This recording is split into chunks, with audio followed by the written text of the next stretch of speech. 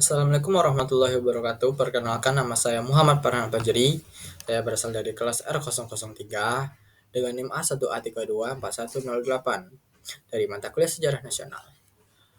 Pada kali ini saya akan menuntaskan tugas saya, yaitu tentang organisasi-organisasi pada abad ke-20. Kebetulan tema yang saya angkat yaitu tentang Partai Komunis Indonesia atau disingkat dengan PKI. Selanjutnya, pengertian dari PKI. Partai Komunis Indonesia atau disingkat dengan PKI adalah sebuah partai komunis di Hindia Belanda yang kemudian menjadi Indonesia yang didirikan pada tahun 1920. Partai ini merupakan partai komunis Indonesia non-pemerintah terbesar di dunia sebelum dibubarkan dengan kekerasan pada tahun 1965. Partai Komunis bertujuan untuk menciptakan masyarakat tanpa kelas di Indonesia. Selanjutnya, tujuan dari PKI. Membangun masyarakat yang sosialis. PKI bertujuan dan berencana untuk menghapus sistem kelas yang ada di masyarakat dan mengganti sistem kapitalis menjadi sistem sosialisme. Selanjutnya, menghapuskan penjajahan. PKI didirikan dalam konteks perjuangan melawan kolonialisme.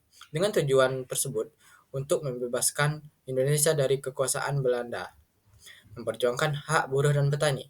PKI menekankan betapa pentingnya hak-hak buruh dan petani, mulai dari berjuang, meningkatkan kondisi kerja, upah yang adil, dan memberikan akses sumber daya yang memadai.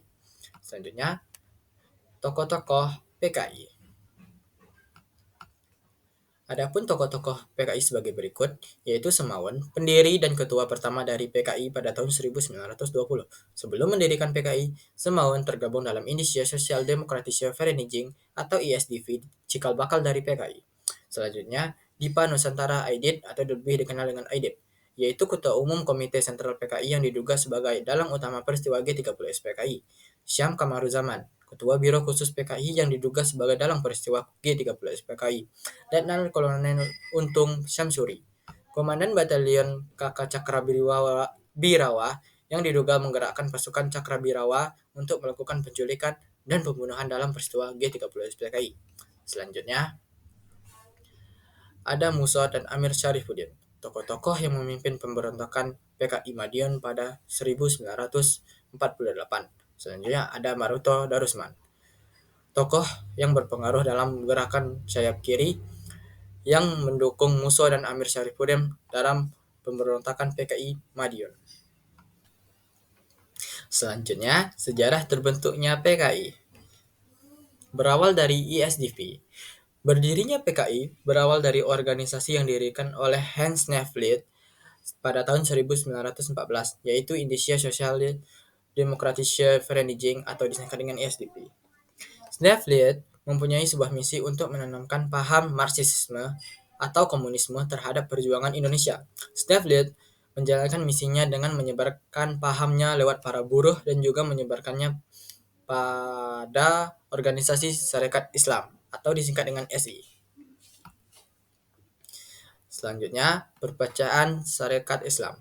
Semenjak masuknya ajaran komunis dalam Sarekat Islam, organisasi tersebut mengalami perpecahan, yaitu dari SI merah, yaitu SI yang mendukung paham komunis, dan SI putih yang agamis. Semaun bersama anggota SI merah lainnya mengadakan Kongres ISDP di Semarang pada tahun 1920, dan hasil dari kongres tersebut membentuk ISDP menjadi Perserikatan Komunis Hindia. 4 tahun kemudian, yang ini pada tahun 1924, PKH mengadakan Kongres Komintern kelima yang menghasilkan perubahan dari PKH menjadi Partai Komunis Indonesia atau yang lebih dikenal dengan PKI. Selanjutnya, ada pun pemberontakan yang dilakukan oleh Partai Komunis Indonesia. Yang pertama yaitu PKI Madiun pada tahun 1948. Pemberontakan PKI di Madiun pada September 1948 terjadi setelah proklamasi kemerdekaan, di mana PKI berusaha menggulingkan pemerintahan Soekarno dan mendirikan Republik Soviet Indonesia. Tetapi pemerintah segera mengirimkan pasukan untuk memadamkan pemberontakan yang berakhir dengan kekalahan PKI, penangkapan massal anggotanya, dan penurunan dukungan masyarakat terhadap partai tersebut. Selanjutnya, G30 SPKI. Yap, teman-teman sudah tidak asing tentang G30 SPKI atau Gerakan 30 September PKI. Pemberontakan G30 SPKI terjadi pada malam 30 September 1965 ketika sekelompok militer yang menyebut diri mereka adalah Gerakan 30 September menculik dan membunuh 6 jenderal Angkatan Darat Indonesia dengan tujuan menyelamatkan Presiden Soekarno dari kudeta yang diduga direncanakan oleh militer. Setelah tindakan tersebut, militer di bawah Jenderal Soeharto segera mengambil alih kekuasaan, menuduh PKI sebagai pelaku utama kudeta yang kemudian mengarah pada pembantaian massal terhadap anggota dan simpatisan PKI di seluruh Indonesia. Peristiwa ini menyebabkan PKI dinyatakan terlarang mengakhiri pengaruhnya dalam politik Indonesia dan memulai Orde Baru di bawah kepemimpinan Soeharto. Selanjutnya, kehancuran dari PKI. Ada beberapa poin yang menyebabkan PKI mengalami kehancuran, yaitu bermula dari pemberontakan yang dilakukan di Madiun 1948. Akibat kejadian tersebut membuat dukungan masyarakat mengalami penurunan. Pemberontakan G30 SPKI di mana pada kejadian tersebut terjadi pembantaian, penculikan, dan pembunuhan 6 jenderal. Setelah kejadian tersebut, terjadi pembantaian oleh para anti-komunis, di mana terdapat sekitar 200.000 hingga jutaan anggota dan simpatisan PKI yang dibantai. Dan pada 12 Maret 1966, Presiden Soekarno mengeluarkan keputusan Presiden nomor 13/1966 tentang pembubaran PKI beserta anggota organisasi massa yang bernaung di bawahnya. Selanjutnya, adapun kesimpulan dari kita mempelajari tentang Partai Komunis Indonesia. Kehancuran Partai Komunis Indonesia merupakan hasil dari serangkaian peristiwa yang penting yang dimulai dengan pemberontakan Madiun pada tahun 1948, diikuti oleh ketegangan politik yang meningkat selama 1950-an.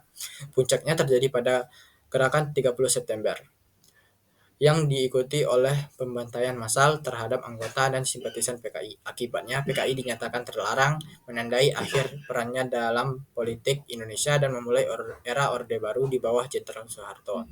Peristiwa-peristiwa ini tidak hanya mengubah arah politik Indonesia, tapi juga meninggalkan dampak sosial dan psikologis yang mendalam bagi masyarakat.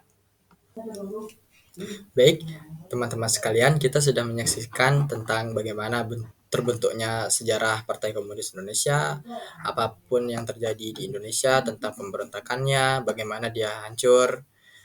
Selanjutnya, saya mohon maaf apabila terdapat kesalahan. Lebih dan kurangnya, wassalamualaikum warahmatullahi wabarakatuh.